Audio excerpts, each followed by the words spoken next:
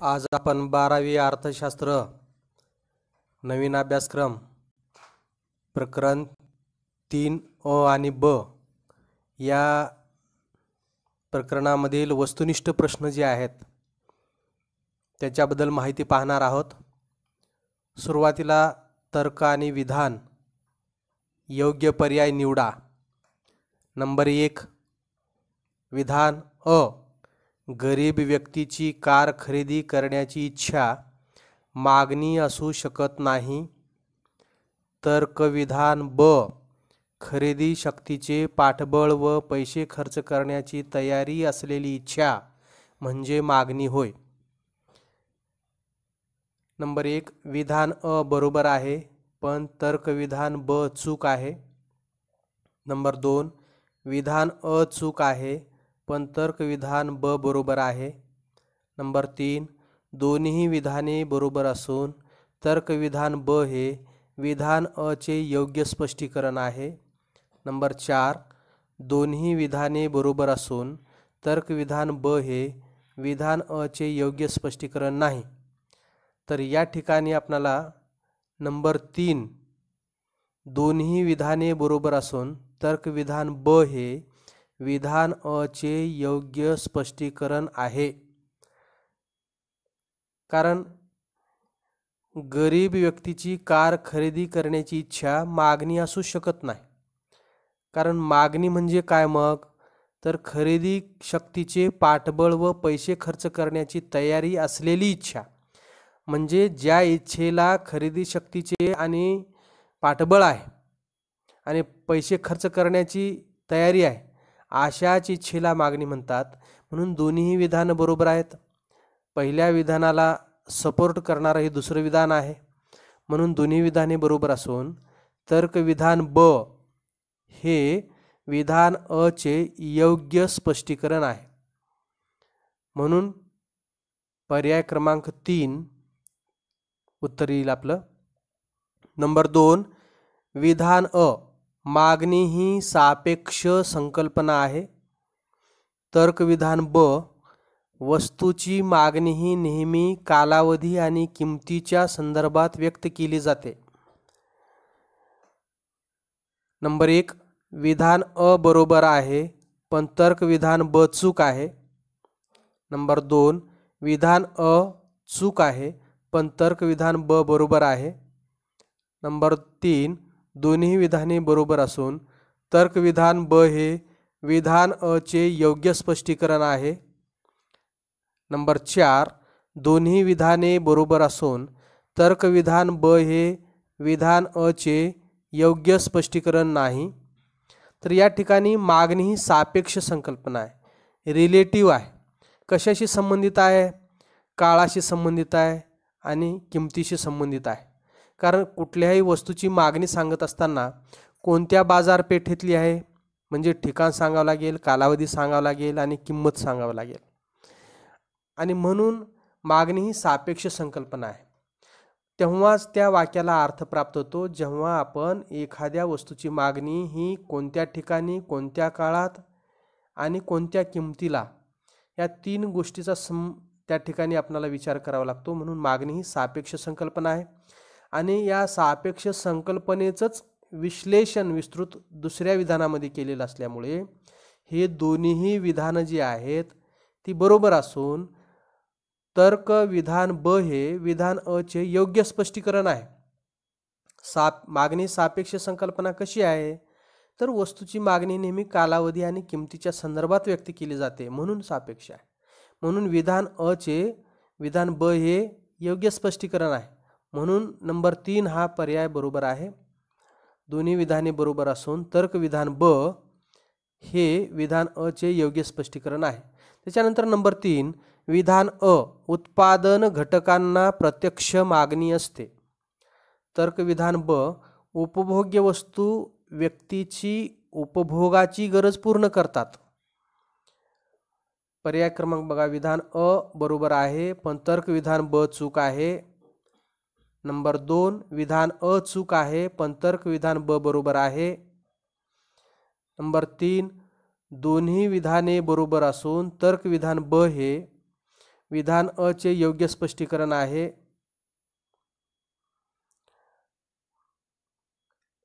Number 4, दोन्ही विधाने बरोबर असून तर्कविधान ब हे विधान अ चे योग्य स्पष्टीकरण नाही. आता विधान अ चूक आहे, कारण उत्पादन घटकांना प्रत्यक्ष मागणी असते हे विधान काय चूक आहे.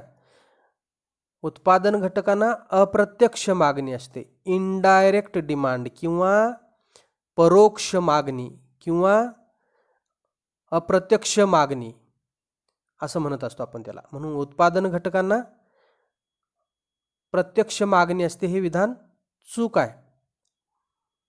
तर कशी मागणी असते? परोक्ष असते, अप्रत्यक्ष असते, इनडायरेक्ट असते, डिराइव्ड डिमांड असते. अशा वेगवेगळ्या अर्थानं आपण ओळखू शकतो. आणि विधान ब उपभोग्य वस्तू व्यक्तीची उपभोगाची गरज पूर्ण करतात. हो, हे विधान बरोबर आहे, कारण उपभोग्य वस्तू ज्या आहेत त्यांना आपण प्रत्यक्ष मागणी करतो आणि डायरेक्ट उपभोग घेतो. म्हणून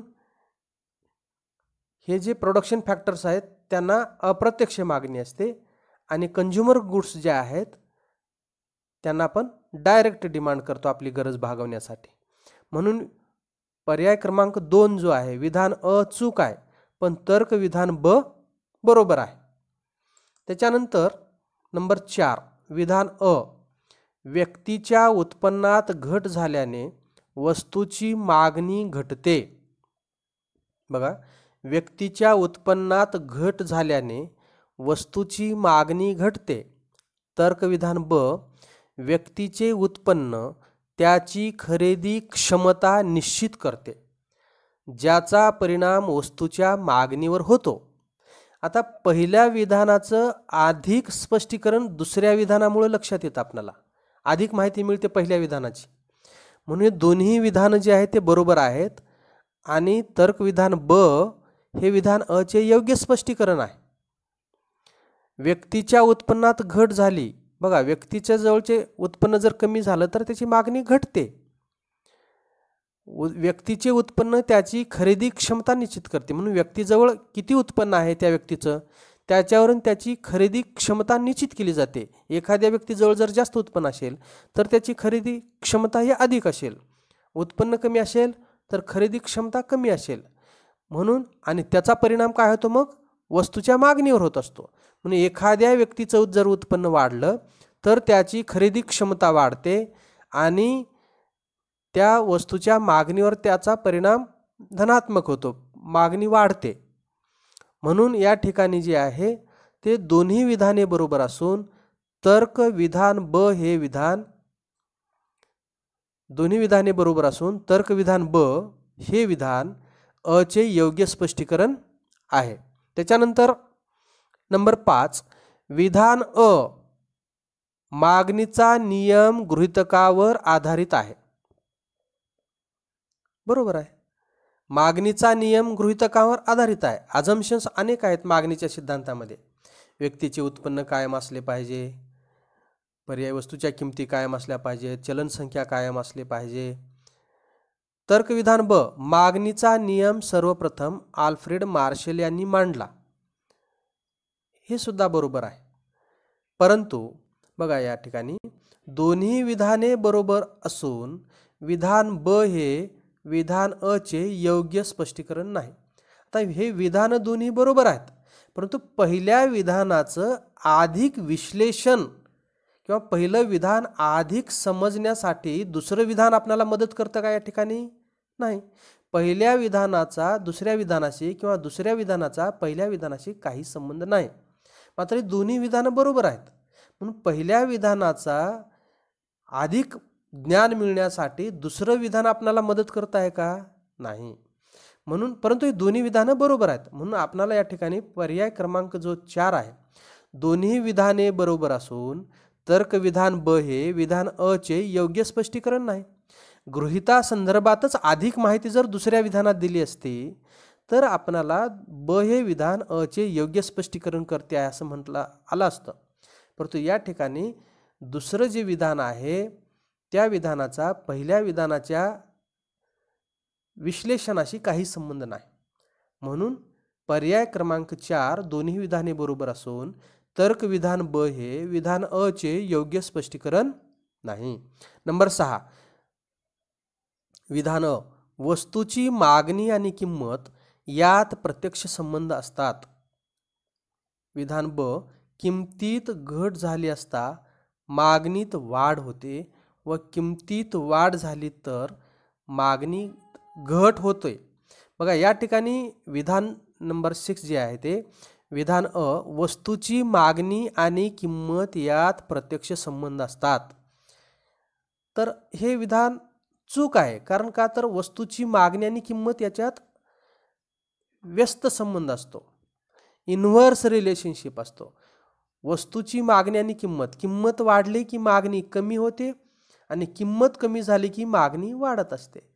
आणि म्हणून मागणी आणि किंमत याच्यामध्ये कसा संबंध असतो? व्यस्त संबंध असतो. दुसरं विधान आहे त्या किमतीत घट झाली असता मागणीत वाढ होते व किमतीत वाढ झाली तर मागणीत घट होते. दुसरं विधान बरोबर आहे, पहिलं विधान हे चूक आहे. म्हणून आपला पर्याय क्रमांक जो येईल विधान अ चूक आहे पण तर्क विधान ब बरोबर आहे. पण तर्क विधान ब बरोबर आहे. दुसरं विधान जे दिलेलं आहे ते किमतीत घट झाली असता, जेव्हा किंमत बाजारात कमी होते तेव्हा ग्राहक त्या वस्तूची मागणी वाढवतो आणि किंमत वाढली तर मागणी घट होते. हे विधान बरोबर आहे, परंतु अविधान जे आहे ते चूक आहे. म्हणून पर्याय क्रमांक 2 विधान अ चूक आहे पण तर्क विधान ब बरोबर आहे. त्याच्यानंतर नंबर 7 प्रतिष्ठेच्या वस्तू नियमास अपवाद आहेत. विधान अ दिलेलं आहे, चुकून पुढे झालंय ते, इथं पाहिजे विधान अ प्रतिष्ठेच्या वस्तू नियमास अपवाद आहेत. हे विधान अ आहे. तर तर्क विधान ब किंमत उच्च असतानाही श्रीमंत व्यक्ती प्रतिष्ठेच्या वस्तूची मागणी करतो. मग आता हे दोन्ही विधानं बरोबर आहेत. प्रतिष्ठेच्या वस्तू नियमास अपवाद आहेत. नियमास अपवाद म्हणजे कशा? की सर्वसामान्य वस्तूच्या बद्दल काय सांगतो आपण? जेव्हा वस्तूची किंमत कमी होते तेव्हा मागणी वाढत असते, परंतु जेव्हा वस्तूची किंमत कमी होते तेव्हा मागणी वाढते आणि किंमत वाढली की मागणी कमी होते. पण या प्रतिष्ठेच्या वस्तूच्या संदर्भात किंमत वाढून देखील मागणी वाढते. प्रतिष्ठेच्या वस्तूच्या कारण या प्रतिष्ठेच्या समजल्या जातात, मोठेपणाच्या समजल्या जातात. म्हणून अशा वस्तूच्या किमती वाढल्या तरी मागणी वाढत असते. उदाहरणार्थ सोन्याच्या किमती सतत वाढत असतात तरी मागणी वाढतच असते. मग मागणीचा नियमाच्या विरुद्ध घडतं. तिथं आपण सांगतो की वस्तूची किंमत कमी झाल्यास मागणी वाढते आणि किंमत वाढल्यास मागणी कमी होते. मात्र अशा वस्तूच्या किमती वाढून देखील मागणी वाढते. म्हणून हे विधान मागणीच्या सिद्धांताचा अपवाद म्हणून सांगितलेलं आहे ते विधान बरोबर आहे. तसेच तर्क विधान ब किंमत उच्च असतानाही श्रीमंत व्यक्ती प्रतिष्ठेच्या वस्तूची मागणी करतो. म्हणजे पहिल्या विधानाचंच अधिक विश्लेषण ब या विधानातून आपल्याला स्पष्ट होत असल्यामुळं हे दोन्ही विधानं बरोबर असून विधान ब हे विधान अ चे योग्य स्पष्टीकरण आहे. म्हणून पर्याय क्रमांक 3 हे उत्तर बरोबर आहे. नंबर 8 विधान अ केवळ वस्तूच्या किमतीत वाढ झाल्यामुळे वस्तूच्या मागणीत होणारी घट म्हणजे मागणीचा संकोच होय. बघा, केवळ वस्तूच्या किमतीत वाढ झाल्यामुळे वस्तूच्या मागणीत होणारी घट म्हणजे, इथून चालू केलेलं वाक्य पुन्हा खाली लिहिलेलं आहे, मागणीचा संकोच होय. तर्क विधान ब मागणीत संकोच झाल्यास बिंदू त्याच मागणी वक्रावर खालच्या दिशेने सरकतो. बघा, मागणीत संकोच झाल्यास बिंदू त्याच मागणी वक्रावर खालच्या दिशेने सरकतो.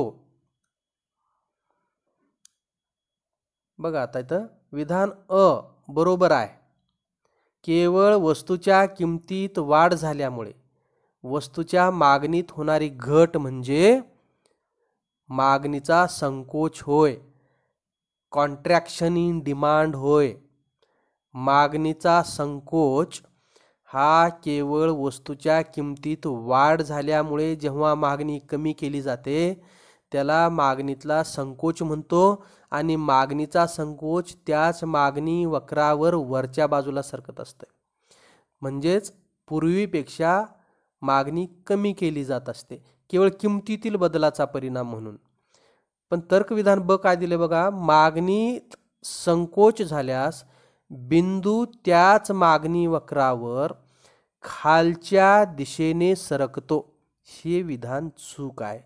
वरच्या दिशेने सरकतो असा हा सरळ जर मागणी वक्र असेल तर पूर्वी मागणी इथं होती, आता किंमत वाढली तर मागणी कमी होईल, वरच्या बिंदूवर जाईल आणि पूर्वीपेक्षा मागणी कमी केली जाईल. म्हणून विधान अ बरोबर आहे पण तर्क विधान ब चूक आहे. कारण खालच्या दिशेने सरकत नाही तर वरच्या दिशेने सरकतो. त्याच मागणी वक्रावर या ठिकाणच्या ऐवजी वरच्या दिशेला जाऊन जास्त किंमत झाल्यामुळे मागणी कमी होत असते.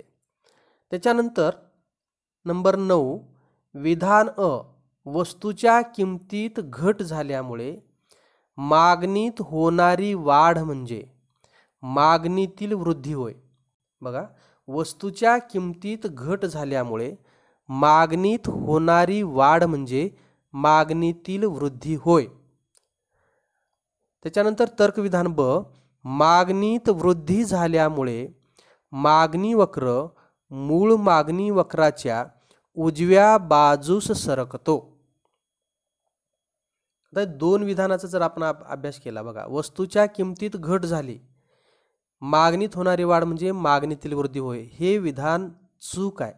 वस्तूच्या किमतीत घट झाल्यामुळे मागणीत होणारी वाढ म्हणजे मागणीतील प्रसरण असते, केवळ किमतीतील बदलाचा परिणाम आहे. जेव्हा किंमत कमी होते तेव्हा मागणी वाढते, त्याला आपण एक्सपान्शन इन डिमांड किंवा मागणीतील प्रसरण म्हणत असतो. दुसरे विधान बघा, मागणीतील वृद्धी झाल्यामुळे मागणी वक्र मूळ मागणी वक्राच्या उजव्या बाजूस सरकतो. हे विधान बरोबर आहे. कारण मागणीतील वृद्धी म्हणजे त्याला आपण ग्रोथ किंवा इन्क्रीज इन डिमांड असं म्हणत असतो. मागणीतील वृद्धी इतर घटकात बदल झाल्यामुळे, लोकसंख्येत वाढ झाली, लोकांच्या उत्पन्नात वाढ झाली, लोकांच्या आवडीनिवडीत अनुकूल बदल झाला, ह्या सगळ्या गोष्टी किंमत सोडून इतर घटकामध्ये अनुकूल बदल झाल्यामुळे लोकांच्या आवडीनिवडी वाढलेल्या आहेत, व्यक्तीच्या उत्पन्नात वाढ झालेली आहे, लोकसंख्येत वाढ झालेली आहे. अशा या सगळ्या गोष्टी पॉझिटिव्ह आहेत, अनुकूल आहेत. असा अनुकूल बदल झाल्यामुळे मूळ मागणी वक्राच्या उजव्या बाजूला एक नवीन मागणी वक्र निर्माण होतो. त्याच किमतीला अधिक नग खरेदी केले जातात आणि तो नवीन मागणी वक्र जो आहे तो मूळ मागणी वक्राच्या उजव्या बाजूला त्या वक्रावर आपण दाखवत असतो. म्हणून मागणीत वृद्धी झाल्यामुळे मागणी वक्र मूळ मागणी वक्राच्या उजव्या बाजू सरकतो. हे विधान बरोबर आहे. म्हणून आपला नंबर 2 जो पर्याय आहे विधान अ चूक आहे पण तर्क विधान ब बरोबर आहे. त्याच्यानंतर नंबर 10 विधान अ, समग्र मागणी हे स्थूल अर्थशास्त्रीय संकल्पना आहे. तर्क विधान ब, समग्र मागणी म्हणजे एकूण उत्पादनाचे अपेक्षित एकूण विक्री मूल्य होय. तर हे दोन्ही विधान बरोबर आहेत. समग्रलक्षी मागणी हा मॅक्रो इकॉनॉमिक्स किंवा स्थूल अर्थशास्त्र किंवा समग्रलक्षी अर्थशास्त्राचा हा विषय आहे आणि समग्र मागणी किंवा ॲग्रिगेट डिमांड किंवा टोटल डिमांड म्हणजे एकूण उत्पादनाचे अपेक्षित एकूण विक्री मूल्य होय. बाजारात विकल्यानंतर एकूण विक्री मूल्य जे आहे ते समग्र मागणी म्हणून म्हटले जाते. म्हणून दोन्ही विधानं बरोबर असून विधान ब हे विधान अ चे योग्य स्पष्टीकरण आहे. म्हणून पहिल्या विधानाचं अधिक विश्लेषण केलेलं आहे. समग्र मागणी हे स्थूल अर्थशास्त्रीय संकल्पना आहे आणि समग्र मागणी म्हणजे काय ते दुसऱ्या विधानामध्ये स्पष्ट केलेलं आहे. म्हणून दोन्ही विधानं बरोबर असून विधान ब हे विधान अ चे योग्य स्पष्टीकरण करते आहे. म्हणून पर्याय क्रमांक 3 येईल. त्याच्यानंतर नंबर 11, खालीलपैकी कोणती आकृती मागणीचा विस्तार दर्शविते.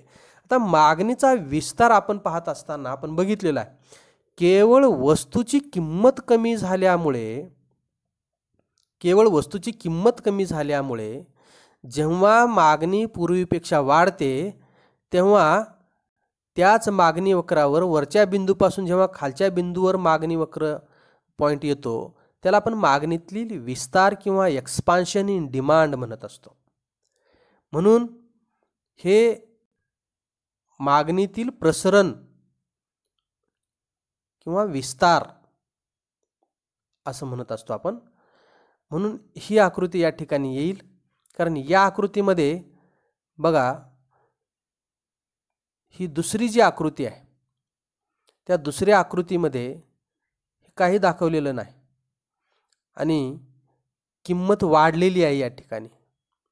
त्याच्यानंतर या ठिकाणी मागणीतील ऱ्हास दर्शविलेला आहे, या ठिकाणी मागणीतील विस्तार वृद्धी दर्शविलेली आहे. मूळ मागणी वक्राच्या उजव्या बाजूला जाणारा वक्र आहे तयार झालेला, आणि हा मूळ मागणी वक्र हा त्याच्या डाव्या बाजूला जातो, त्याला आपण मागणीतील ऱ्हास म्हणतो. हा मागणीतील वृद्धी आहे. Increase in demand, decrease in demand, मागणीतील ऱ्हास किंवा मागणीतील ऱ्हास आणि मागणीतील वृद्धी. आणि या ठिकाणी मात्र मागणीतील विस्तार आहे. आणि या ठिकाणी आपल्याला हा वक्र काढायचा राहिलेला रेषा, या पॉईंटपासून वरच्या दिशेला जाणारी ही रेषा आहे, इथं दाखवायचं राहिलेलं आहे. या पॉईंटपासून या पॉईंटपर्यंत असं त्याच मागणी वक्रावर वरच्या दिशेला जाणारा मागणी वक्र आहे. वरच्या दिशेला या पॉईंटपासून या पॉईंटपर्यंत त्याला आपण मागणीतील संकोच म्हणतो. परंतु या ठिकाणी आपण बाणाने दाखवलेला आहे, तसं इथं बाणाने दाखवायचं राहिलेलं आहे. हा वरच्या दिशेने या पॉईंटपासून वरी जातो, हा या पॉईंटपासून खालच्या दिशेला आहे. तर ही किंमत कमी झाल्यामुळे मागणी या Q1 पासून Q2 पर्यंत वाढते. याला आपण केवळ किंमत कमी झाल्यामुळे मागणीत विस्तार होतो, एक्सपान्शन इन डिमांड होते, याला आपण म्हणतो प्रसरण होते. म्हणून पर्याय क्रमांक 1 हे त्याचं उत्तर बरोबर आहे.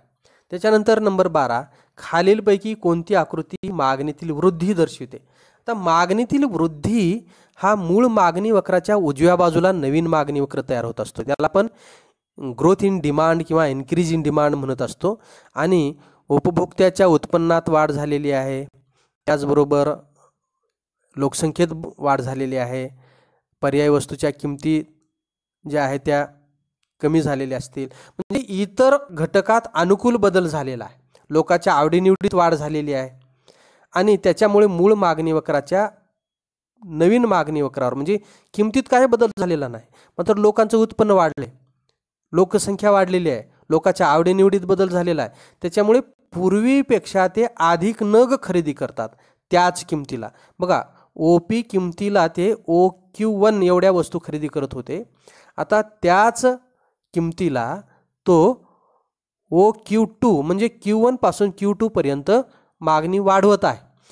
किमतीत काही बदल झालेला नाही, त्याच किमतीला पूर्वीपेक्षा अधिक नग खरेदी करतो. A पासून B पर्यंत जे काही ट्रान्सफॉर्म आहे ते बदल झालेला आहे, त्याला आपण मागणीतील वृद्धी किंवा इन्क्रीज इन डिमांड किंवा ग्रोथ इन डिमांड असं म्हणतो.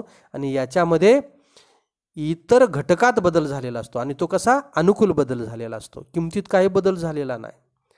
आणि त्याच्यामुळे नवीन एक मागणी वक्र तयार होत असतो, म्हणून तो B बिंदून आपण इथं दाखवलेला आहे. म्हणून पहिल्या मूळ मागणी वक्रापासून नवीन एक उजव्या बाजूला नवीन मागणी वक्र आपण बाणाने दाखवलेला आहे तो येतो. म्हणून खालीलपैकी कोणती आकृती मागणीतील वृद्धी दर्शवते? तर ही मागणीतील वृद्धी दर्शवणारी आकृती आहे, म्हणून या नंबर 4 या आकृतीला आपण राईट केलेला आहे. त्याच्यानंतर नंबर 13, मागणीचा संकोच दर्शविणारी आकृती ओळखा. आता मागणीचा संकोच कधी होतो? जेव्हा वस्तूच्या किमतीत वाढ होते तेव्हा पूर्वीपेक्षा नगसंख्या त्या वस्तूची कमी खरेदी केली जाते आणि त्याच वक्रावर खालच्या बिंदूपासून वरच्या बिंदूपर्यंत त्याचं स्थलांतर होत असतं. म्हणून या ठिकाणी आपण बघा ₹12 किंमत असताना 80 नगांची मागणी होती. आता किंमत ₹16 झाली असताना 80 नगावरून 60 नगापर्यंत तो मागणी कमी करतो, म्हणजे 20 नगांची मागणी कमी करतो. ₹12 किमतीला तो ए बिंदूवर होता, या मागणी वक्रावर, D1 या मागणी वक्रावर. आणि आता किंमत वाढलेली आहे. किंमत वाढल्यामुळे तो काय करतो, ए पासून बी पर्यंत तो त्याच मागणी वक्रावर वरच्या दिशेने ट्रान्सफर होतो, वरी स्थलांतर करतो आणि पूर्वीपेक्षा तो कमी नग खरेदी करतो. म्हणजे ₹12 किमतीला 80 नग खरेदी करत होता, आता केवळ किंमत वाढल्यामुळे तो 60 नग खरेदी करत आहे. म्हणजे ए पासून बी पर्यंतचं जे स्थलांतर आहे त्याला आम्ही मागणीतील संकोच किंवा कॉन्ट्रॅक्शन इन डिमांड हे म्हणत असतो.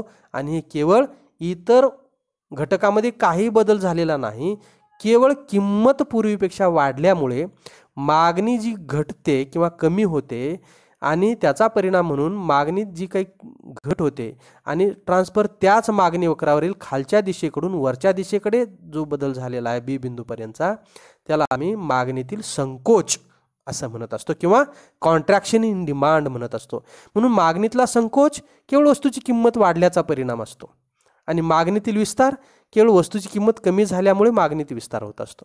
म्हणून हे लक्षात ठेवायचं. आपण बाणानं दाखवलेला ए पासून बी पर्यंतचा हा बदल त्याच मागणी वक्रावर होत असतो. म्हणून संकोचामध्ये त्याच मागणी वक्रावर खालच्या बिंदूपासून वरच्या बिंदूपर्यंत झालेला जो स्थलांतर असते त्याला आपण मागणीतील संकोच असं म्हणत असतो. त्याच्यानंतर नंबर 14, मागणीतील ऱ्हास दर्शविणारी आकृती ओळखा.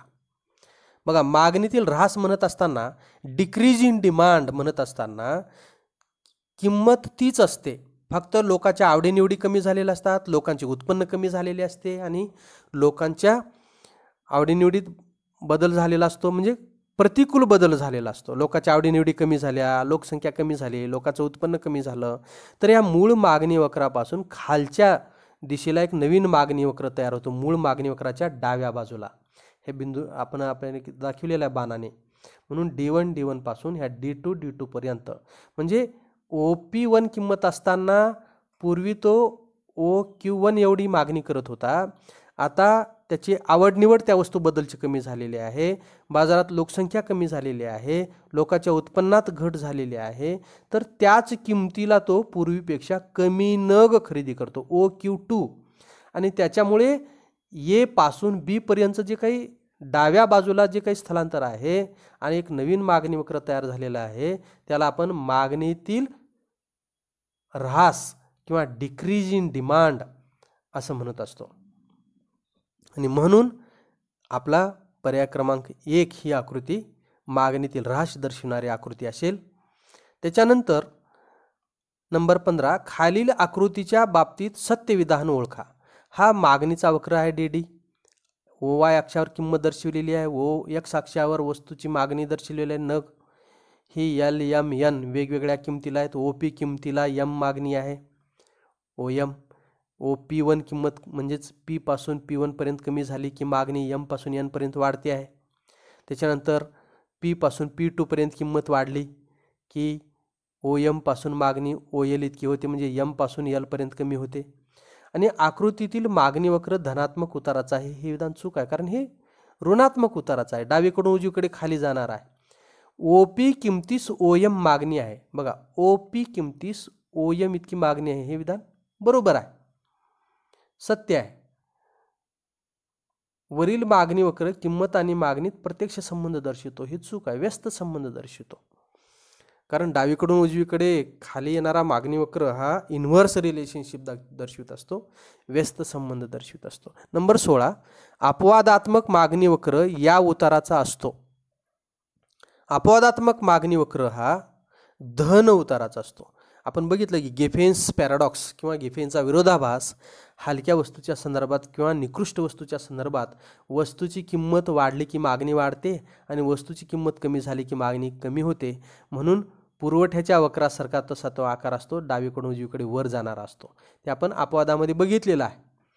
आणि ते कशामुळे घडतं, तर ते गेफेन्स किंवा अपवादात्मक परिस्थितीमध्ये मागणी वक्र, आपण मागणीच्या सिद्धांताला जे काही अपवाद सांगितलेले आहेत त्याच्या संदर्भात हा मागणी वक्र किंमत कमी झाली की मागणी कमी होते, किंमत वाढली की मागणी वाढत असते.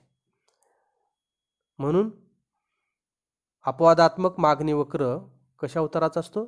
धन उताराचा असतो, डावीकडून उजवीकडे वर जाणारा. त्याच्यानंतर नंबर 17, उपभोक्त्याचे उत्पन्न आणि हलक्या दर्जाच्या वस्तूची मागणी यामध्ये संबंध असतात. उपभोक्त्याचे उत्पन्न आणि हलक्या दर्जाच्या वस्तूची मागणी यामध्ये संबंध असतात. प्रत्यक्ष, व्यस्त, परिणाम होत नाही, व्यस्त किंवा प्रत्यक्ष. तर उत्तर येईल आपलं व्यस्त. उपभोक्त्याचे उत्पन्न आणि हलक्या दर्जाच्या वस्तूची मागणी. उपभोक्त्याचे उत्पन्न वाढले की हलक्या दर्जाच्या वस्तूची मागणी कमी होत असते, आणि उपभोक्त्याचे उत्पन्न कमी झाले की हलक्या दर्जाच्या वस्तूची मागणी वाढत असते. म्हणजे उपभोक्त्याचे उत्पन्न वाढले की हलक्या दर्जाच्या वस्तूची मागणी कमी होत असते. म्हणजे इन्व्हर्स रिलेशनशिप असतो. उपभोक्त्याचं उत्पन्न वाढलं की निश्चितच तो हलक्या दर्जाच्या वस्तूची मागणी कमी करतो आणि चांगल्या दर्जाच्या वस्तूची मागणी वाढवतो. म्हणून उपभोक्त्याचे उत्पन्न वाढले की हलक्या दर्जाच्या वस्तूची मागणी कमी होते. उपभोक्त्याचे उत्पन्न कमी झाले की हलक्या दर्जाच्या वस्तूची मागणी वाढते. म्हणून संबंध कसा आहे त्याचा? व्यस्त आहे,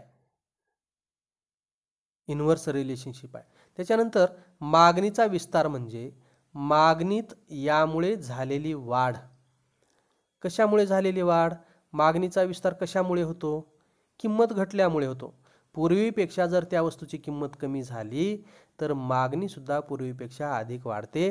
केवळ वस्तूची किंमत घटल्याचा परिणाम म्हणून मागणी पूर्वीपेक्षा जर वाढली तर त्याला एक्सपान्शन इन डिमांड किंवा मागणीतील विस्तार किंवा मागणीतील प्रसरण असं आपण म्हणत असतो. त्याच्यानंतर नंबर 19, हलक्या दर्जाच्या वस्तूची किंमत कमी झाल्यामुळे उत्कृष्ट दर्जाच्या वस्तूची मागणी करणे हे ग्राहकांची वर्तणूक सर्वप्रथम यांनी निदर्शनास आणली. तर हा गिफेन्स पॅराडॉक्स जो आहे तो सर रॉबर्ट गिफेन यांनी प्रथम निदर्शनास आणलेले आहे. इंग्लंडमध्ये पाव आणि ब्रेडच्या किमतीच्या संदर्भात त्यांना लक्षात आलं. त्याच्यानंतर नंबर 20, हा घटक उपभोक्त्याची खरेदी शक्ती निश्चित करतो.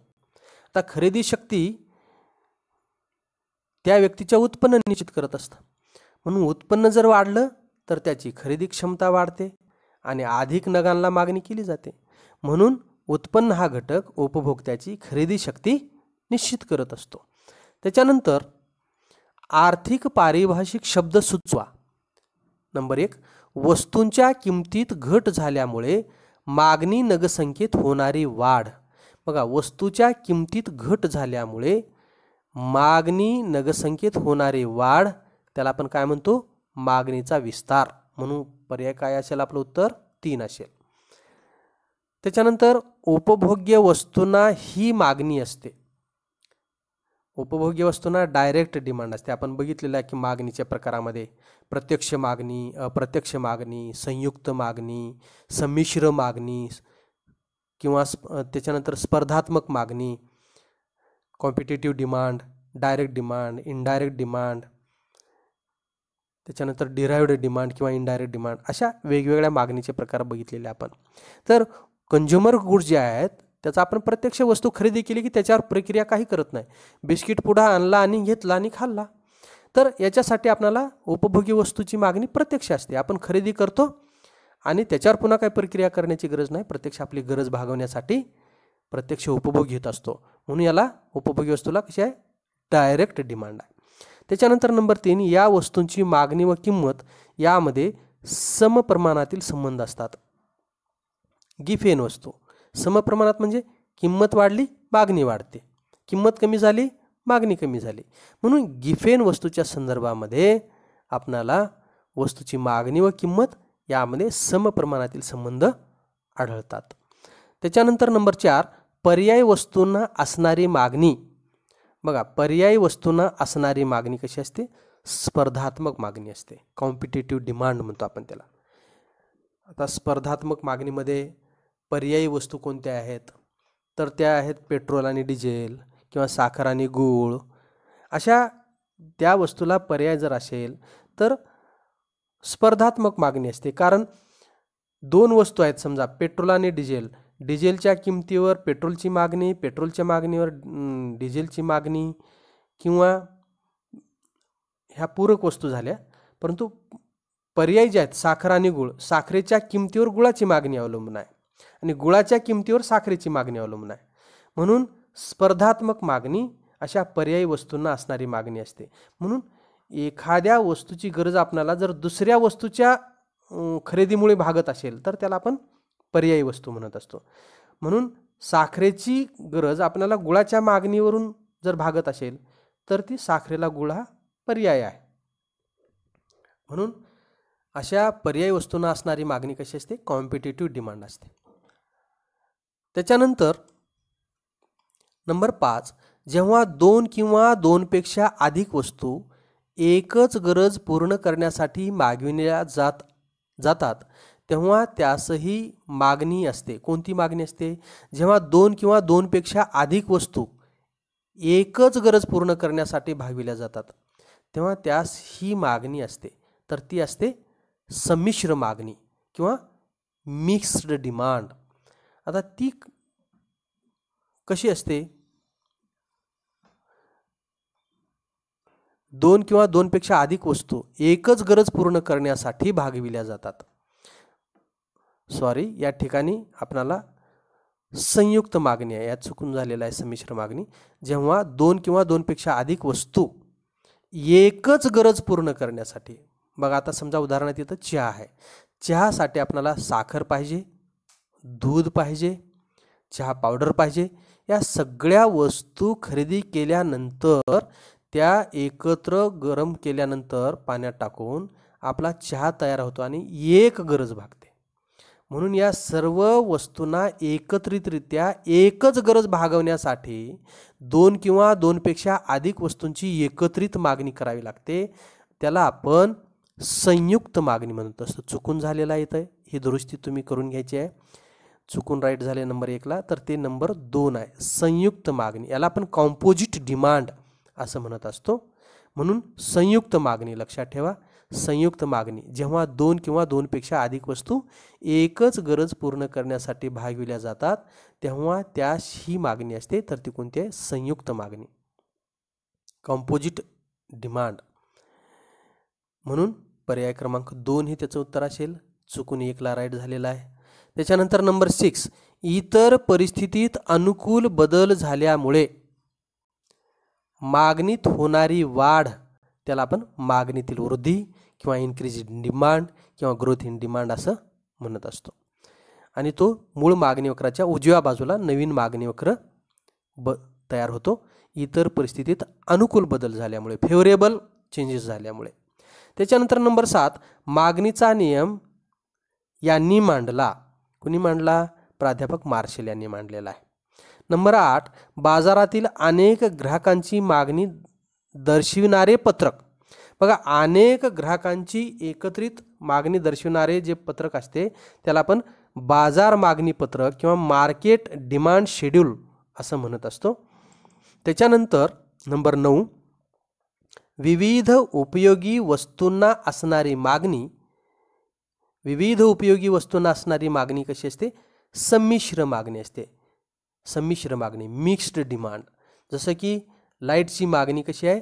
विविध उपयोगी आहे. एकदा का घरी आपण लाईटचं कनेक्शन घेतलं की एकाच वेळी वेगवेगळ्या गरजा भागवण्यासाठी आपण त्याचा वापर करू शकतो. म्हणून विविध उपयोगी वस्तू किंवा मल्टीपर्पज गुड्स असं आपण त्याला म्हणत असतो. विविध उपयोगी वस्तूंना असणारी मागणी कशी आहे? संमिश्र मागणी आहे किंवा मिक्स्ड डिमांड आहे. त्याच्यानंतर एका ग्राहकांची मागणी दर्शवणारे पत्रक, ते कसे आहे? वैयक्तिक मागणी पत्रक किंवा इंडिव्हिज्युअल डिमांड शेड्यूल असं म्हणत असतो. त्याच्यानंतर योग्य पर्याय निवडा.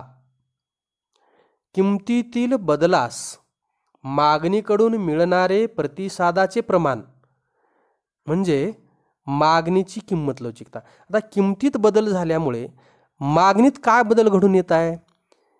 किती टक्क्याने किंमत वाढल्यामुळे किती टक्क्याने मागणीत बदल झाला, म्हणजे किमतीतील बदलाचा परिणाम मागणीवर कसा आहे, किमतीतील बदलास मागणीकडून कशा प्रकारचा प्रतिसाद मिळतो आहे, याला आपण मागणीची किंमत लवचिकता किंवा प्राइस इलॅस्टिसिटी ऑफ डिमांड म्हणत असतो. त्याच्यानंतर नंबर 2, उत्पन्नातील बदलास मागणीकडून मिळणारे प्रतिसादाचे प्रमाण किंवा उत्पन्नात बदल झाल्यामुळे मागणीत कोणत्या प्रकारचे बदल घडून येत आहेत हे दर्शविणारे त्याला आपण मागणीची उत्पन्न लवचिकता किंवा इन्कम इलॅस्टिसिटी ऑफ डिमांड असं म्हणत असतो. त्याच्यानंतर नंबर 3, पर्यायी किंवा पूरक वस्तूंच्या किमतीतील बदलाशी मागणीकडून मिळणारे प्रतिसादाचे प्रमाण. बघा, पर्यायी किंवा पूरक वस्तूच्या किमतीतील बदल हा त्या वस्तूच्या मागणीवर कशा प्रकारचा परिणाम होतो किंवा त्याच्याकडून मागणीकडून मिळणारे प्रतिसादाचे प्रमाण काय आहे. साखरेच्या किमतीत बदल झाल्यामुळे गुळाच्या मागणीत काय बदल झाला, किंवा पेट्रोलच्या किमतीत बदल झाल्यामुळे डिझेलच्या मागणीत काय बदल झाला. म्हणजे पर्यायी आणि पूरक, सबस्टिट्यूशनल आणि कॉम्पोजिट, कॉम्प्लिमेंटरी गुड्स ज्याला आपण म्हणतो, substitute goods and complementary goods. पर्यायी वस्तू साखर, साखरेला पर्याय गुळ आहे. पूरक वस्तू पेट्रोल आणि कार. पूरक वस्तू म्हणजे या दोन्ही एकत्रित खरेदी केल्यानंतरच त्या वस्तूच्या गरज पूर्ण होऊ शकते एक. म्हणून कॉम्प्लिमेंटरी गुड्स, जसे की वही आणि पेन. वही खरेदी केली, वहीच्या किमतीतील बदलाचा परिणाम पेनच्या मागणीवर काय होतो हे आपल्याला पूरक वस्तू. कारण पूरक वस्तू पेन आणि वही असल्यानंतरच आपली एक गरज पूर्ण होणार आहे. म्हणून पर्यायी आणि पूरक वस्तूंच्या किमतीतील बदलाशी मागणीकडून मिळणारे प्रतिसादाचे प्रमाण म्हणजेच मागणीची तिरकस लवचिकता किंवा मागणीची छेदक लवचिकता किंवा क्रॉस इलॅस्टिसिटी ऑफ डिमांड असं म्हणत असतो.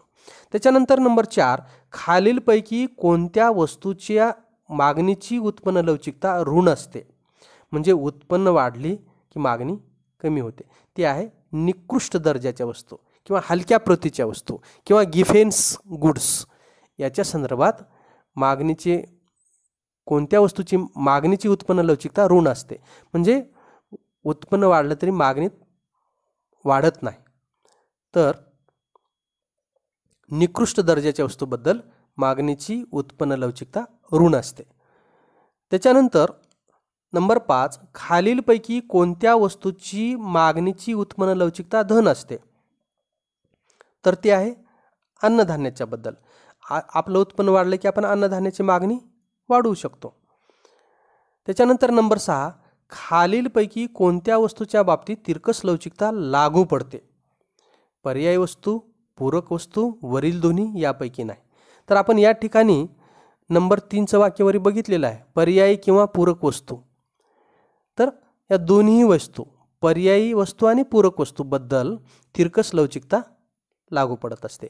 कारण पर्यायी वस्तूमध्ये एका वस्तूच्या किमतीतील बदलाचा परिणाम दुसऱ्या वस्तूच्या मागणीवर कसा होतो, त्याचप्रकारे पूरक वस्तूच्या संदर्भात समजा वहीच्या किमतीतील बदलाचा परिणाम पेनच्या मागणीवर कसा होतो.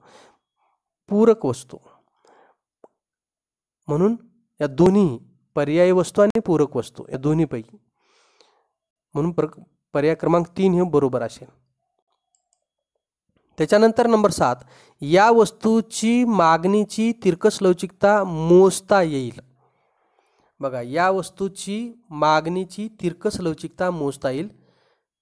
चहा आणि कॉफी, छत्री आणि रेनकोट, कार आणि पेट्रोल. नंबर 4, वरील सर्व. बघा, आता या चहा आणि कॉफी पर्यायी वस्तू आहेत, छत्री आणि रेनकोट पर्यायी वस्तू आहेत, कार आणि पेट्रोल हे पूरक वस्तू आहेत, कॉम्प्लिमेंटरी गुड्स आहेत, आणि हे सबस्टिट्यूट गुड्स आहेत. म्हणून या पूरक आणि पर्यायी वस्तूच्या संदर्भात, या सर्व वस्तूच्या संदर्भात, म्हणून वरील सर्व वस्तूच्या संदर्भात आपल्याला तिरकस लवचिकता किंवा छेदक इलॅस्टिसिटी मोजता येईल. नंबर 8, पैकी कोणत्या वस्तूंच्या बाबतीत मागणीची तिरकस लवचिकता ऋणात्मक असते?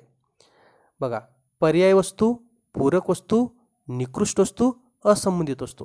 आता वाक्य लक्षात घ्या. पर्यायी पैकी कोणत्या वस्तूच्या बाबतीत मागणीची तिरकस लवचिकता ऋणात्मक असते? ऋणात्मक असते म्हणजे एखाद्या वस्तूच्या किमतीत वाढ झाली की दुसऱ्या वस्तूच्या किमतीत मागणीत घट होते.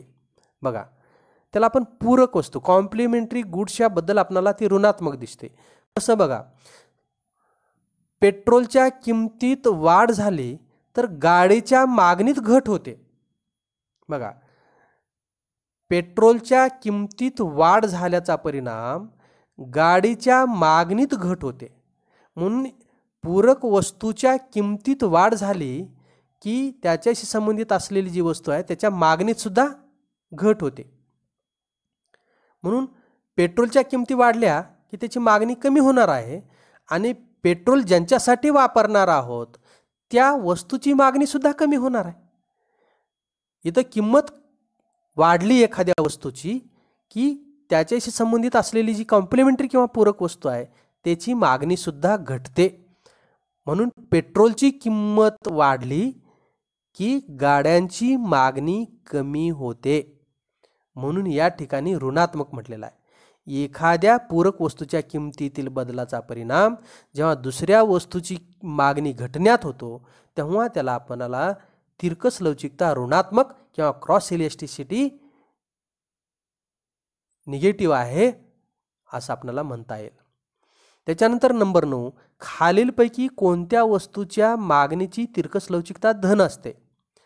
फंटा आणि मिरिंडा, पेन आणि शाई, टूथब्रश आणि टूथपेस्ट, कार आणि पेट्रोल. बघा, खालीलपैकी कोणत्या वस्तूंची मागणीची तिरकस लवचिकता धन असते? म्हणजे एखाद्या वस्तूची किंमत कमी झाली की किंवा वाढली तर दुसरी जी काही त्याला पर्यायी वस्तू आहे, आता फंटा आणि मिरिंडा सबस्टिट्यूट गुड्स आहेत, पर्यायी वस्तू आहेत. पेन आणि शाई ह्या पूरक आहेत. पेन आणि शाई ह्या दोन्ही एकत्रित असतील तर आपल्याला लिहायची गरज पूर्ण होते. पण एखाद्या वस्तूची किंमत कमी झाली याच्यातली की त्याचा लगेच दुसऱ्या वस्तूच्या मागणीवर त्याच प्रकारे होत असतो. पेनच्या किमती वाढल्या की मागणी कमी होते आणि त्याचा परिणाम शाईची मागणीसुद्धा कमी होते. टूथब्रश आणि टूथपेस्ट ह्या सुद्धा कॉम्प्लिमेंटरी गुड्स आहेत. टूथब्रश करायचा असेल तर टूथपेस्ट सोबत पाहिजे, परंतु टूथब्रशच्या किमती वाढल्या की त्याची मागणी कमी होते, त्याचबरोबर टूथपेस्टची मागणीसुद्धा कमी होते. म्हणून टूथब्रशच्या किमती वाढल्यामुळे टूथपेस्टच्या मागणीसुद्धा कमी झालेली आहे. कार आणि पेट्रोल ह्या सुद्धा कशा आहेत? कॉम्प्लिमेंटरी गुड्स आहेत. कारची किंमत वाढली की कारची मागणी कमी होते आणि कारला वापरलं जाणार पेट्रोलची मागणी ऑटोमॅटिक कमी होते. म्हणून कॉम्प्लिमेंटरी गुड्स आहेत या. टूथब्रश आणि टूथपेस्ट, कार आणि पेट्रोल कॉम्प्लिमेंटरी आहे, पेन आणि शाई कॉम्प्लिमेंटरी आहे. परंतु फंटा आणि मिरिंडा या सबस्टिट्यूट गुड्स आहेत. म्हणून फंटाची किंमत वाढली की मिरिंडाची मागणी वाढते. म्हणून फंटाच्या किमतीतील बदलाचा परिणाम फंटाची किंमत वाढली की मिरिंडाची मागणी वाढते. कारण का निश्चितच फंटा हा मिरिंडाच्या तुलनेत महागडा वाटतो आणि म्हणून फंटाच्या किमतीत वाढ झाली की मिरिंडाच्या मागणीत वाढ होते. म्हणून या क्रॉस तिरकस आहेत. फंटाच्या किमतीत वाढ झाल्यामुळे फंटाला असलेला जो मिरिंडा पर्याय आहे तो स्वस्त वाटतो तुलनेने आणि म्हणून तो ग्राहक मिरिंडाकडे सरकतो आणि म्हणून याला पण मागणीची तिरकस लवचिकता याच्या पर्यायी वस्तूच्या संदर्भात धनात्मक असते, तर या पूरक वस्तूच्या संदर्भात तो ऋणात्मक असते. म्हणून नंबर 10, या वस्तूंच्या बाबतीत मागणीची उत्पन्न लवचिकता धन असते.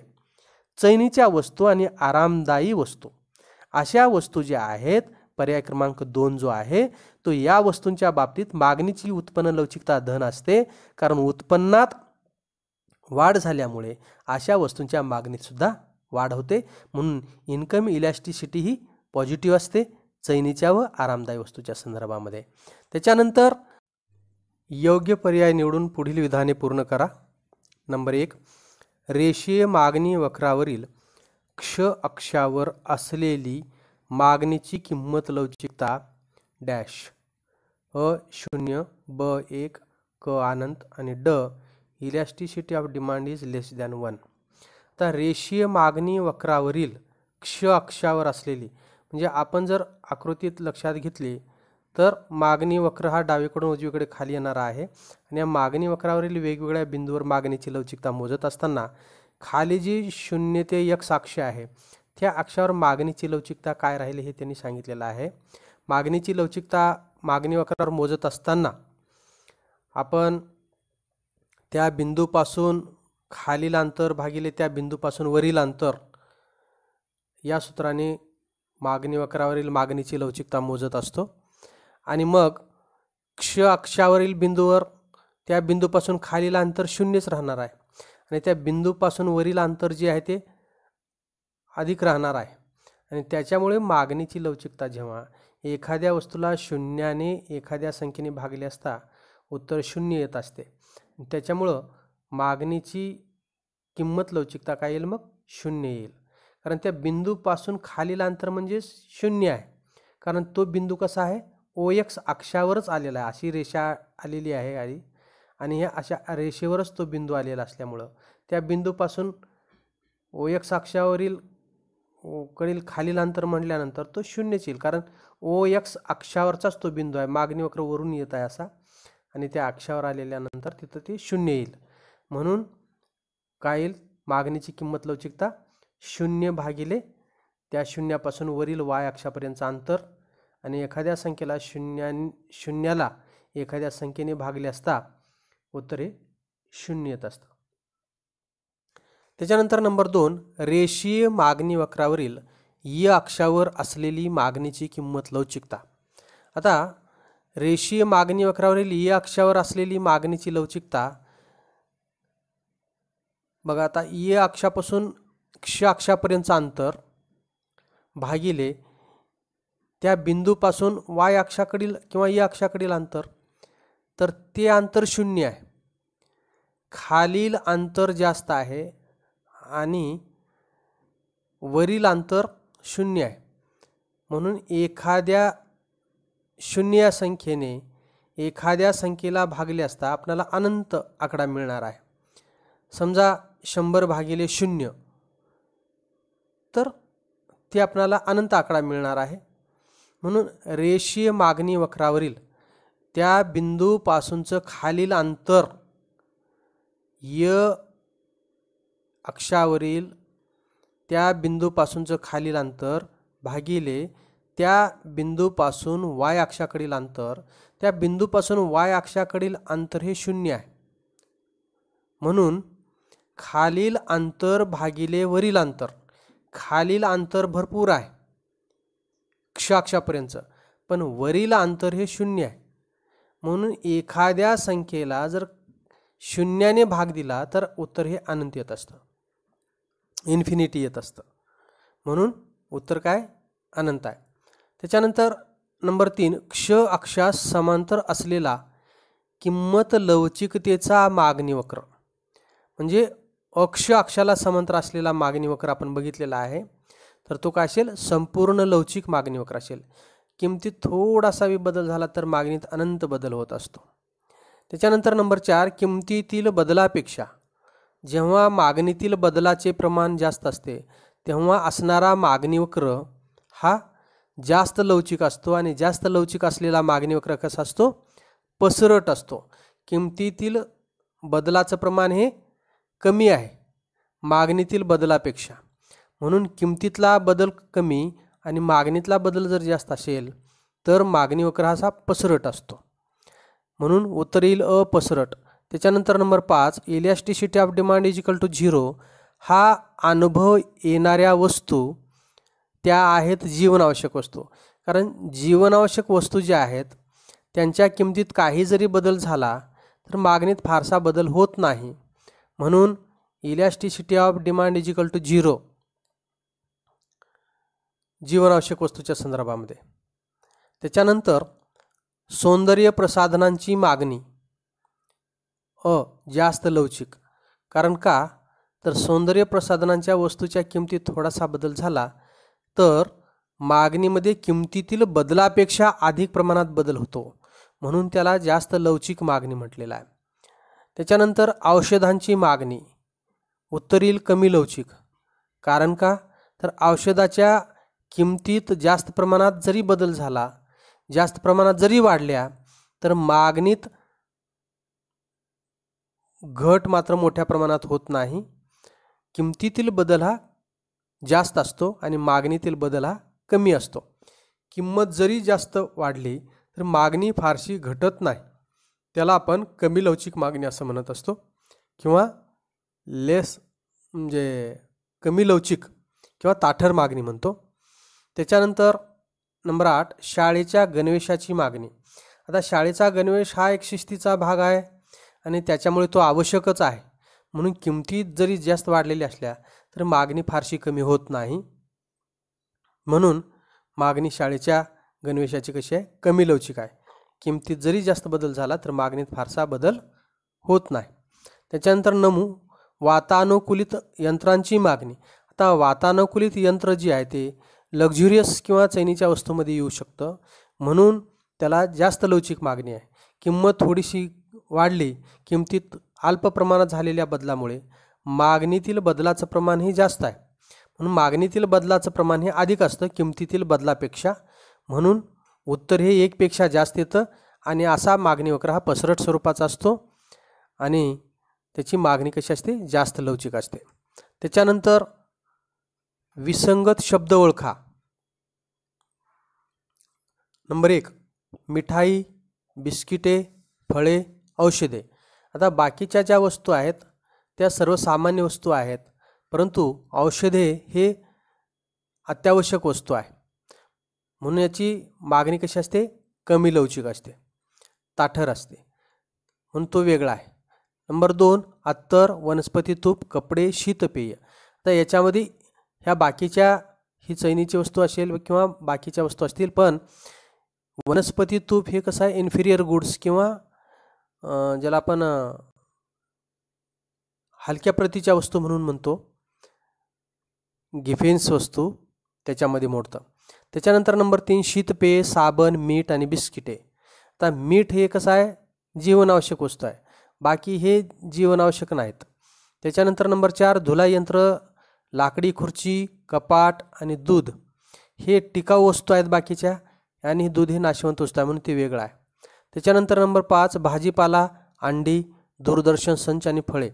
हे बाकीचे फळे, अंडी, भाजीपाला हे नाशवंत वस्तू आहेत किंवा पर्शेबल गुड्स आहेत आणि त्याची मागणी कशी असते, कमी लवचिक असते किंवा ताठर असते.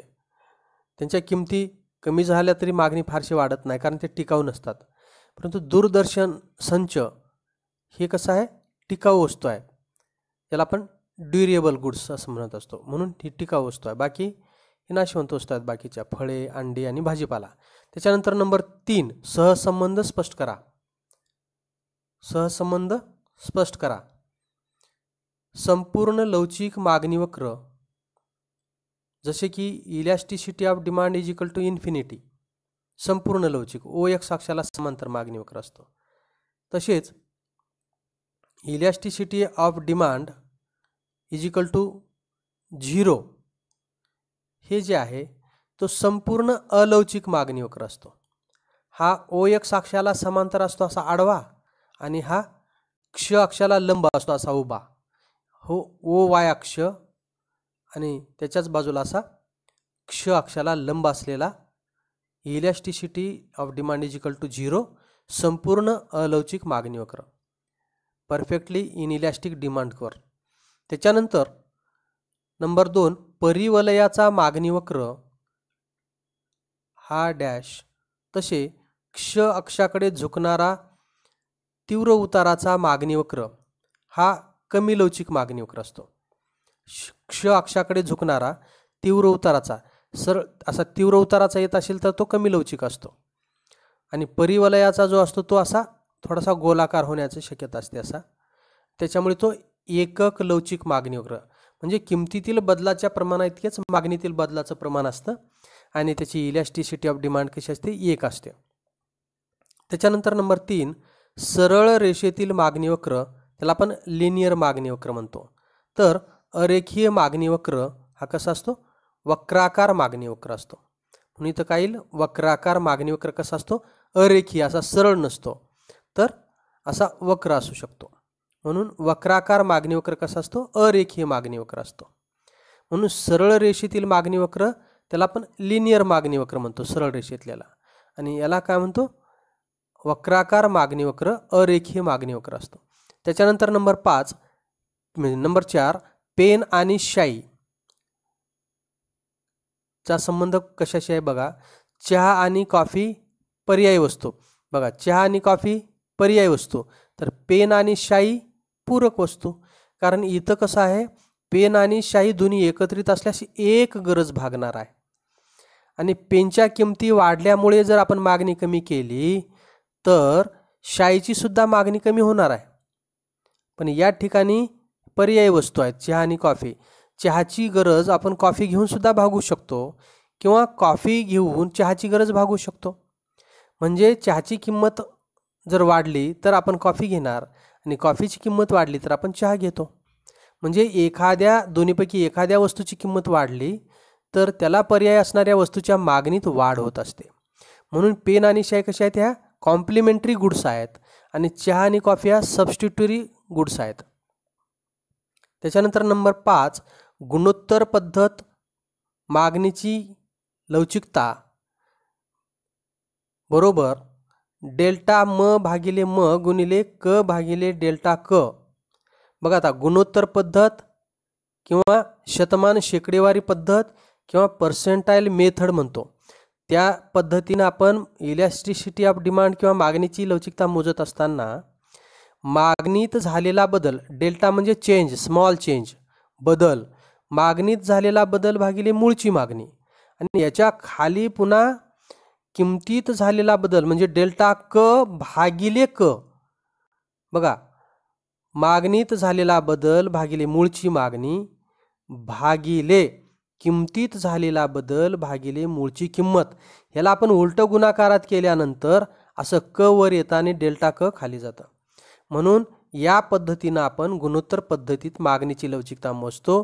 तसं बिंदूची मागणीची लवचिकता कशा पद्धतीनं मोजतो, तर इथं बघा, मागणी वक्रावरील बिंदूपासूनचे खालचे अंतर भागिले त्या बिंदूपासून मागणी वक्रावरील बिंदूपासूनचे वरचे अंतर, असा मागणी वक्र दिलेला आहे. त्याच्यातल्याच एखाद्या बिंदूची मागणीची लवचिकता जर मोजायची असेल तर त्या बिंदूपासून क्ष अक्षाकडील अंतर भागिले त्या बिंदूपासून वाय अक्षाकडील अंतर, असं भागाकार करून जे उत्तर येईल ते बिंदूची मागणीची लवचिकता किंवा स्पर्शिका पद्धत किंवा बिंदू पद्धत, याला बिंदू पद्धत म्हणतो. एखाद्या मागणी वक्रावर सरळ रेषे जर मागणी वक्र दिलेला असेल तर त्या बिंदूवरची मागणीची लवचिकता किंवा त्याला आपण भूमिती पद्धत असेही म्हणत असतो. म्हणून मागणी वक्रावरील बिंदूपासूनचे खालचे अंतर भागिले मागणी वक्रावरील बिंदूपासूनचे वरचे अंतर, याला आपण बिंदू पद्धत किंवा भूमिती पद्धत किंवा त्याला जॉमेट्री मेथड असे देखील म्हणत असतो. म्हणून या ठिकाणी रिकाम्या जागी काय येईल, मागणी वक्रावरील बिंदूपासूनचे खालचे अंतर भागिले मागणी वक्रावरील बिंदूपासूनचे वरचे अंतर. त्याच्यानंतर नंबर 4, योग्य अर्थशास्त्रीय पारिभाषिक शब्द सुचवा. फक्त उत्पन्नातील बदलाचा परिणाम म्हणून मागणीत घडून येणारा बदल.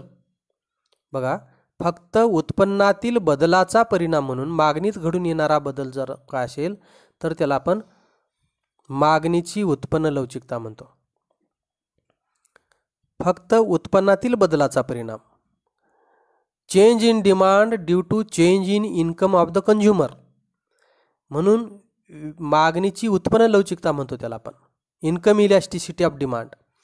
एका वस्तूच्या किमतीतील बदलाचा अन्य वस्तूच्या मागणीत घडून येणाऱ्या बदलाचा परिणाम, त्याला आपण मागणीची छेदक लवचिकता किंवा मागणीची तिरकस लवचिकता किंवा क्रॉस इलॅस्टिसिटी ऑफ डिमांड असं म्हणत असतो. कारण त्या वस्तू कशा असतात, पूरक असतात किंवा पर्यायी असतात. किमतीतील बदलामुळे वस्तूच्या मागणीत घडून येणारा बदल, केवळ किमतीतील बदलामुळे वस्तूच्या मागणीत घडून येणारा बदल, याला आपण मागणीची किंमत लवचिकता म्हणतो, प्राइस इलॅस्टिसिटी ऑफ डिमांड. किमतीतील बदलामुळे वस्तूच्या मागणीत घडून येणारा बदल याला आपण मागणीची किंमत लवचिकता किंवा प्राइस इलॅस्टिसिटी ऑफ डिमांड म्हणतो. नंबर 4, मागणीतील अनंत बदलामुळे होणारी लवचिकता, याला मागणीची पूर्णता लवचिकता म्हणतो किंवा इन्फिनिटी इलॅस्टिसिटी ऑफ डिमांड किंवा अनंत लवचिक मागणी असं म्हणत असतो. पूर्णता लवचिक आणि असा वक्र OX अक्षाला समांतर असतो.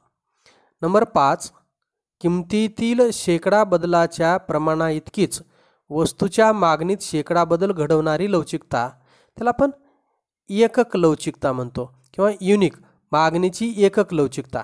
Elasticity of demand is equal to 1 म्हणतो, कारण किमतीतील बदलाचं प्रमाण जितकं असेल तेवढंच मागणीतील बदलाचं प्रमाण असेल. समजा किमतीतील बदलाचं प्रमाण 25% आहे, तर मागणीतील बदलाचं प्रमाण त्यामुळे सुद्धा 25%च असेल, तर मागणीची किंमत लवचिकता जी आहे ती एकक लवचिक आहे असं आपण म्हणत असतो. आणि त्याचा मागणी वक्र कसा असतो, परिवलयाचा असतो, असा वरून येतो, असा गोलाकार होतो थोडासा.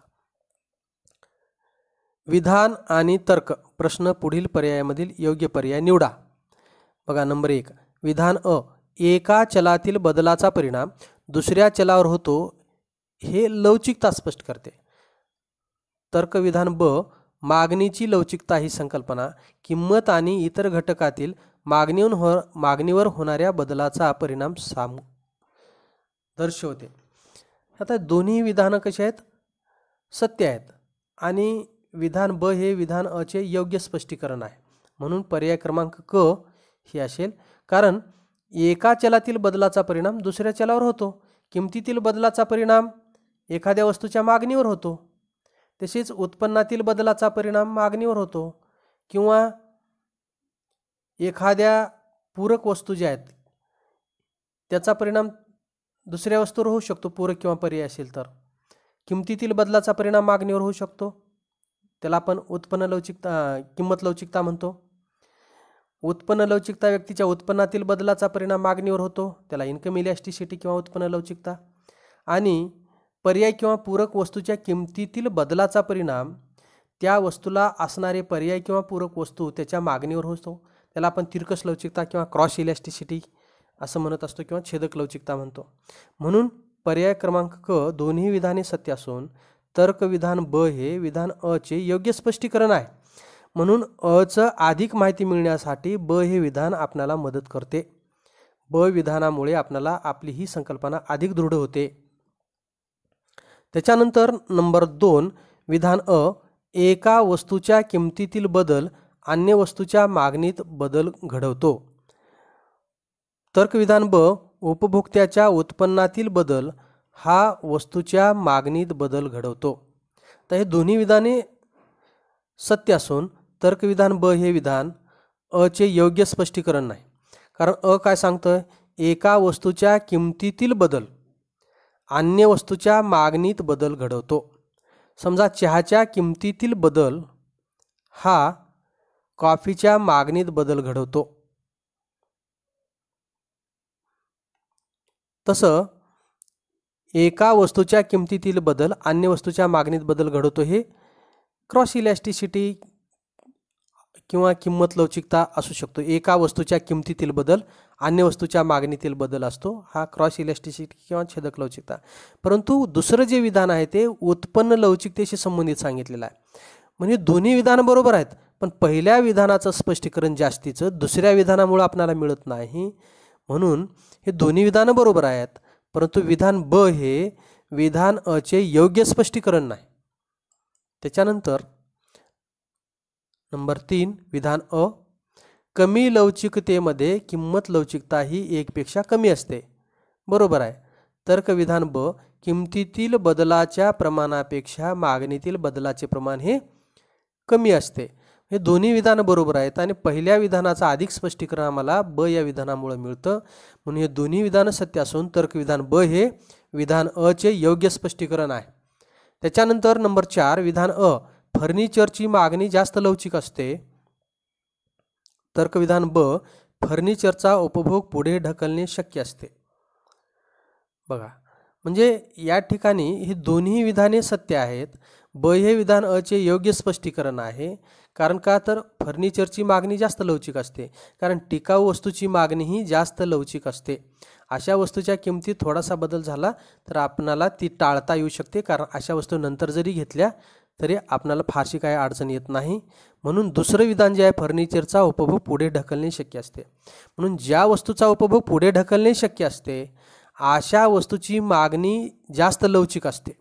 म्हणून हे जे विधान आहे त्याचं अधिक स्पष्टीकरण आपल्याला ब विधानामुळे मिळालेलं आहे. ज्या वस्तूचा किंवा ज्या वस्तूचा उपभोग पुढे ढकलणे शक्य असते अशा वस्तूची मागणी जास्त लवचिक असते. आणि फर्निचर ही टिकाऊ वस्तू आहे आणि त्याशिवाय ती काही जीवनावश्यक नाही, आणि म्हणून अशा वस्तूची मागणी कशी असते, जास्त लवचिक असते. म्हणून दोन्ही विधाने सत्य असून ब विधान अचे योग्य स्पष्टीकरण आहे. त्याच्यानंतर नंबर 5, विधान अ, चहा व कॉफी या वस्तूंच्या मागणीत धनछेदक लवचिकता आढळते. तर्कविधान ब, कॉफीच्या किमतीत वाढ झाल्यास चहाची मागणी घटते. बघा आता पहिलं विधान बरोबर आहे. चहा व कॉफी या वस्तूंच्या मागणीत धनछेदक लवचिकता असते. म्हणजे चहाची किंमत वाढली की कॉफीकडे ग्राहक वळतो, किंमत वाढली की लोक चहाकडे वळतात. म्हणजे चहाच्या किमतीतील वाढ झाल्यामुळे ग्राहक कॉफीची मागणी वाढवतो, हे धनछेदक लवचिकता आहे. परंतु दुसरं विधान, कॉफीच्या किमतीत वाढ झाल्यास चहाची मागणी घटते. इथं वाढते पाहिजे, इथं घटते लिहिलेलं आहे. म्हणून हे ब विधान जे आहे ते चूक आहे. म्हणून आपलं पर्याय क्रमांक 1 विधान अ सत्य आहे, पण तर्क विधान ब असत्य आहे. त्याच्यानंतर योग्य पर्याय निवडून विधाने पूर्ण करा. जेव्हा एखाद्या वस्तूची किंमत वाढते तेव्हा मागणी संकोचते, आकुंचन पावते, कॉन्ट्रॅक्शन इन डिमांड होते. जेव्हा एखाद्या वस्तूची किंमत वाढते तेव्हा त्या वस्तूची मागणी संकोचते.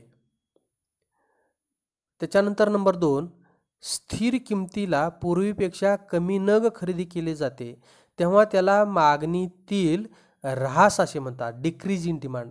त्याच किमतीला जेव्हा ग्राहक कमी नग संख्या खरेदी करतो तेव्हा एक नवीन मागणी वक्र मूळ मागणी वक्राच्या डाव्या बाजूला तयार होत असतो, म्हणून त्याला डिक्रीज इन डिमांड असं म्हणत असतो आपण.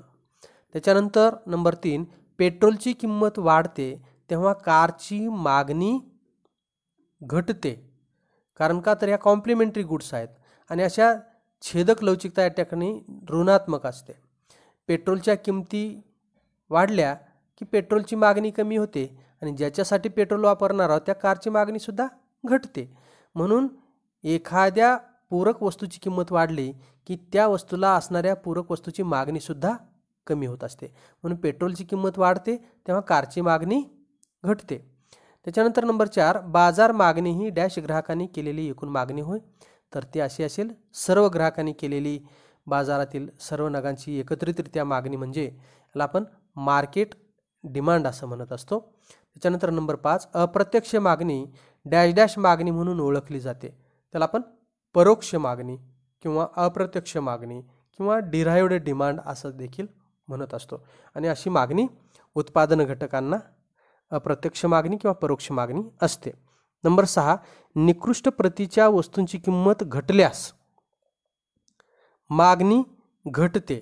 आपण बघितलं की जो गिफेन्सचा पॅराडॉक्स आहे, गिफेन्सचा विरोधाभास किंवा मागणीच्या सिद्धांताला असलेली जी काही अपवाद आहेत त्याच्या संदर्भात आपल्याला लक्षात येतं की अशा स्वरूपात मागणीचा वक्र कसा डावीकडून उजवीकडे वर जातो. त्याची किंमत वाढली की मागणी वाढते आणि किंमत घटल्यास मागणी घटते. म्हणून निकृष्ट प्रतीच्या वस्तूची किंमत घटल्यास मागणी घटते. त्याच्यानंतर नंबर 7, मागणीचा नियम मागणी आणि किंमत यांच्यातील डॅश संबंध दर्शवतो. कसा? व्यस्त संबंध, परस्पर विरुद्ध संबंध, व्यस्त inverse relationship between price and demand. म्हणून मागणीचा नियम मागणी आणि किंमत यांच्यातील व्यस्त संबंध दर्शवतो. नंबर 8, अनेक उपभोक्त्यांच्या मागणीच्या एकत्रीकरणास बाजार मागणी म्हणतात. कोणती मागणी? बाजार मागणी.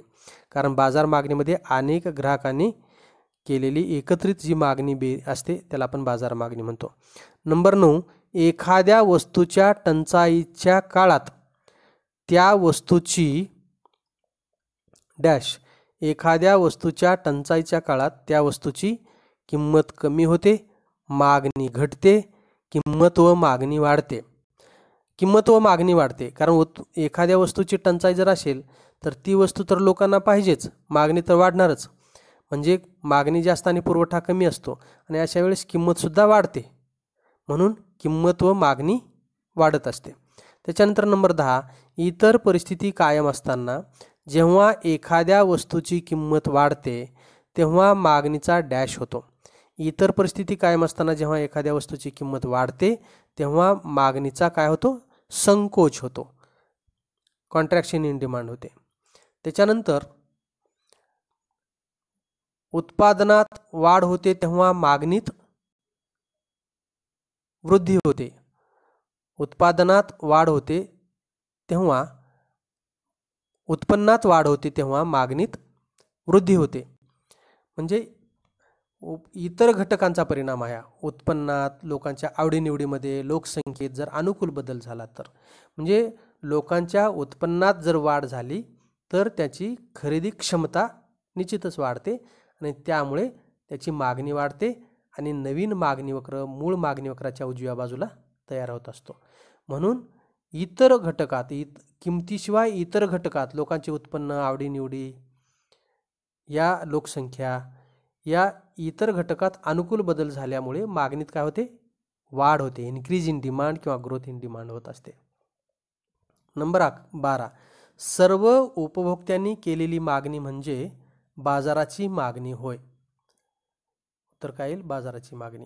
त्याच्यानंतर नंबर 13, पैशाचे पाठबळ असलेली इच्छा म्हणजे मागणी होय. म्हणजे इच्छेला क्रय शक्तीचे पाठबळ पाहिजे, म्हणजे ती वस्तू खरेदी करण्याची आणि पैसे खर्च करण्याची तयारी पाहिजे, तरच त्या इच्छेचे मागणीत रूपांतर होऊ शकते. म्हणून पैशाचे पाठबळ असलेली इच्छा म्हणजे मागणी होय. त्याच्यानंतर नंबर 14, मिठाची मागणी डॅश असते. तर कशी असते ती? अलवचिक असते. किमतीत काही बदल झाला तर मागणीत फारसा बदल होत नाही. म्हणून मागणी कशी असते? इनइलॅस्टिक असते, ताठर असते. त्याच्यानंतर नंबर 15, कनिष्ठ वस्तूसाठी मागणीची उत्पन्न लवचिकता नकारात्मक असते. कारण कनिष्ठ वस्तूची किंमत कनिष्ठ वस्तूसाठी मागणीची उत्पन्न लवचिकता नकारात्मक असते. कारण उत्पन्नात जरी बदल झालेला असला तरी अशा निकृष्ट दर्जाच्या वस्तूची मागणी फारशी वाढत नाही किंवा वाढतच नाही, म्हणून नकारात्मक असते. उत्पन्नात वाढ झाली की कनिष्ठ वस्तूच्या मागणी कमी होते आणि किंमत कमी झाली, उत्पन्न कमी झालं उपभोक्त्याचं, तर मागणी, म्हणून नकारात्मक परिणाम दिसून येतो. कनिष्ठ वस्तूसाठी मागणीची उत्पन्न लवचिकता कशी असते? नकारात्मक किंवा निगेटिव्ह असते. त्याच्यानंतर नंबर 16, समग्र लवचिक मागणी वक्र. समग्र लवचिक मागणी वक्र डॅश असतो, तो क्ष अक्षाला समांतर असतो. संपूर्ण लवचिक किंवा इन्फिनिटी मागणी वक्र म्हणतो त्याला आपण. हे तुम्हाला समजलेलंच असेल. कनिष्ठ वस्तूसाठी मागणीची उत्पन्न लवचिकता अशी असते, नकारात्मक असते. उत्पन्नात वाढ झाल्यामुळे निकृष्ट दर्जाच्या वस्तूची मागणी घटते, म्हणून नकारात्मक असते. त्याच्यानंतर नंबर 17, मागणीची छेदक लवचिकता किंवा क्रॉस इलेस्टिसिटी डॅश डॅश वस्तूंना लागू पडते. संबंधित वस्तूंना, जसे की चहा आणि कॉफी हे पर्यायी वस्तू आहेत, संबंधित आहेत. त्याचबरोबर पूरक वस्तू जसं पेट्रोल आणि कार हे संबंधितच वस्तू आहेत. कारला पेट्रोल असते, पेट्रोल कारला आवश्यक असते, म्हणून या दोन्ही वस्तू संबंधित असल्या पाहिजेत. अशा वस्तूंच्या संदर्भात आपल्याला छेदक लवचिकता लागू पडते. मागणी वक्रावरून मागणीच्या लवचिकतेचे डॅश डॅश पद्धतीने मापन करता येते.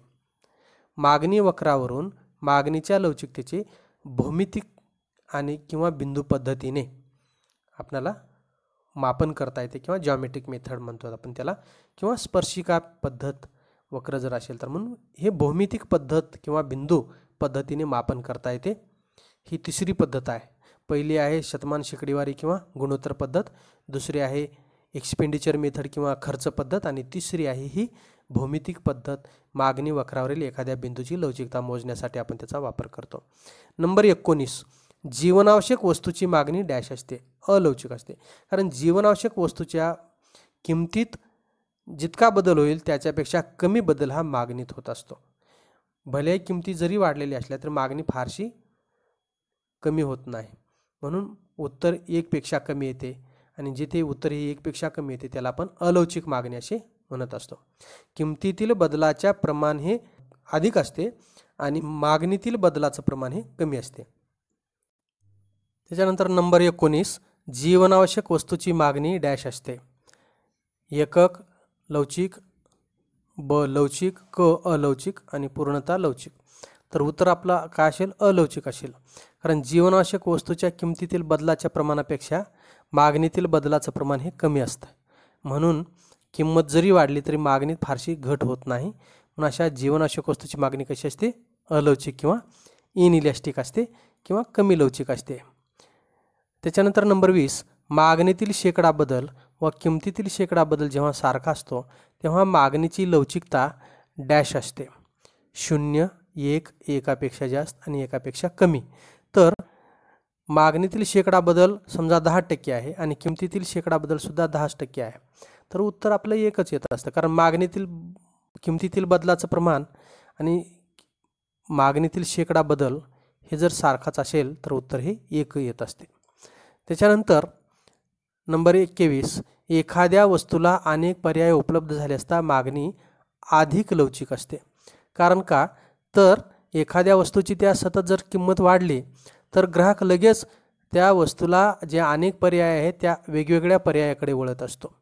म्हणून त्या वस्तूची खरेदी न करता तो कमी करतो आणि दुसऱ्या वस्तूची वेगवेगळे जे पर्याय उपलब्ध आहेत.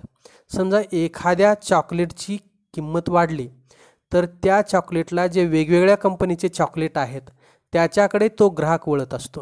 कारण पर्याय जास्त असल्यानंतर दुसरे 5-10 प्रकारचे चॉकलेट बघत असतो, प्रत्येकाची किंमत काय काय आहे. कारण का? तर तो जो चॉकलेट घेत होता त्या चॉकलेटची किंमत वाढलेली आहे.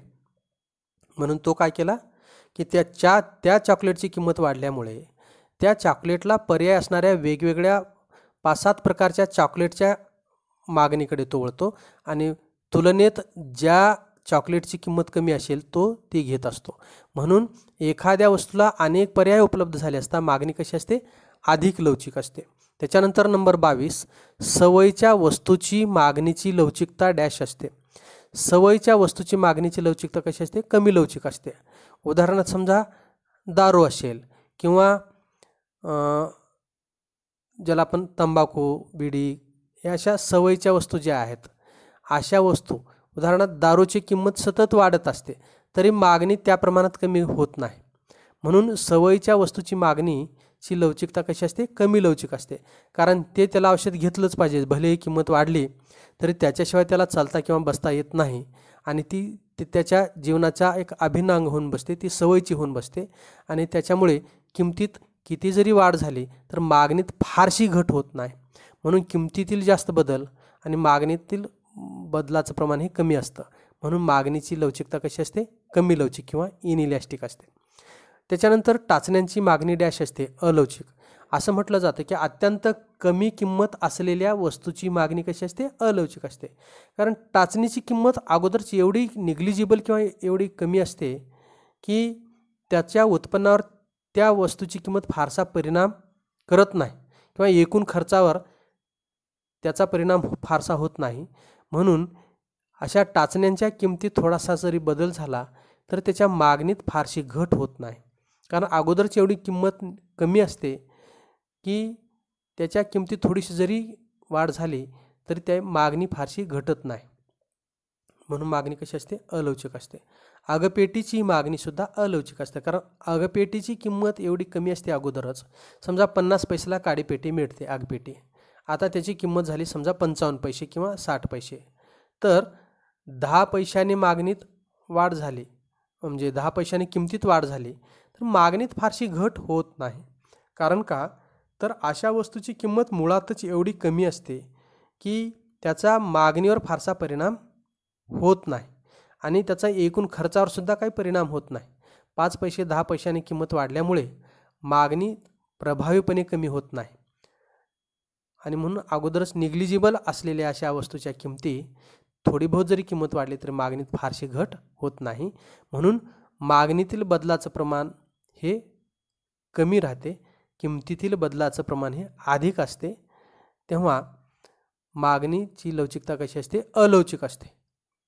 म्हणून काडीपेटीच्या किमतीत 10% वाढ झाली आणि काडीपेटीच्या मागणीत 5% बदल झाला तर उत्तर आपलं येतं 0.5 म्हणजे 1पेक्षा कमी.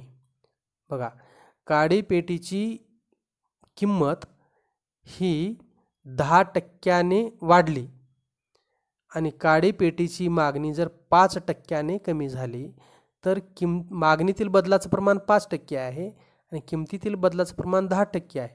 5/10 म्हणजे 0.5 आणि ते उत्तर येते आपलं 1पेक्षा कमी. म्हणून मागणीची लवचिकता कशी आहे? अलवचिक आहे. म्हणून असे वेगवेगळे प्रश्न जे आहेत वस्तुनिष्ठ स्वरूपाचे आपण त्याचे सविस्तर चर्चा या प्रकरणामध्ये केलेली आहे.